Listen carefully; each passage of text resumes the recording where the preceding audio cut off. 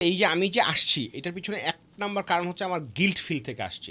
সেটা হচ্ছে যে ভাই হ্যাঁ গিল্ট ফিল থেকে আসছি যে মানে আসলে অনেক লোক এসে অনেক কথা বলতেছে বলতেছে মানুষজন যে এই যে ভুল পথে যাইতেছে অনেক টাকা খরচ করতেছে গরু বেচে জিনিসপত্র কিনতেছে এই করতেছে সেই করতেছে এই কোর্সে ঢুকতেছে ওই কোর্সে ঢুকতেছে তারপরে আবার ফ্রাস্ট্রেটেড হয়ে ফেসবুকে দিচ্ছে তারাই গাধামি করতেছে তারাই আবার চেইতা যাইতেছে তখন আমার মনে হলো যে না আসলে মনে হয় কিছু কথা বলা উচিত। যদি আমরা যারা কাজ করছি এরা যদি না বলি তাহলে আমরা শুধু শুধু ভুল ধরে তো লাভ নাই।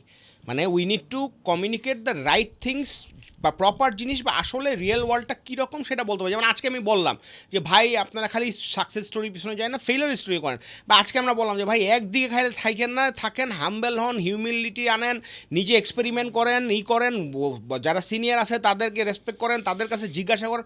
এগুলো যদি না বলি তাহলে তো সবাই মনে করবে যা দেখতেছি সেইটাই কি ট্রু। একটা স্টুডিও ভাড়া করে কন্টেন্ট বানানো তো এখন আর খুব একটা কঠিন কিছু।